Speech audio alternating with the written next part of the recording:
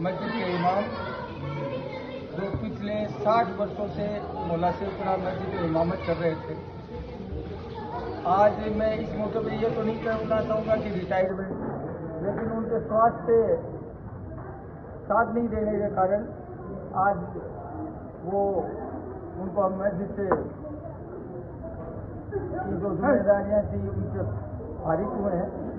इस मौके पर मैं पूरे शेखपुरा मोहल्ले के हजरात और तमाम सिक्कर के हजरातों का शुक्रिया अदा करना चाहूँगा कि आज इमाम साहब की को रोकड़ के रूप में 9,62,000 रुपये नकद, उसमें 2 लाख रुपए इंतजामिया कमेटी के और बाकी से पैसा पूरे मोहल्ले की ओर से ताउन करके इमाम साहब को हदिये के रूप में दिया गया है।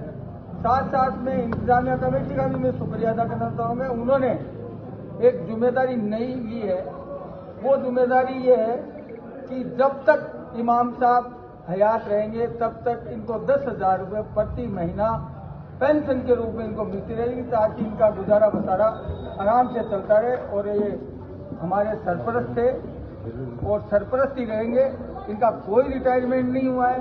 इमाम साहब की इमामत में हमने, हमारे बच्चों ने, हमने, हमारे वालिदैन ने, जो हमारे वालिदैन महरूम जो दुनिया से चले गए, उनके बताए आदर्श कार्यों से ही हम चलते आ रहे हैं। और मैं इस मौके पर नौजवान पीढ़ी को यही कहना चाहूँगा कि जो ये इमामत करने वाले जो हमारे इमाम हैं, उनका मर्तबा बहुत बड़ा मर्तबा है और उनका आदर करें और इमामों की आदर करें। इसी के साथ में पूरे मोहल्ले का शुक्रिया अदा करना चाहूँगा। साथ साथ में इंतजामिया कमेटी का भी शुक्रिया अदा करना चाहूँगा कि आपने ये जो नेक काम किया, इसका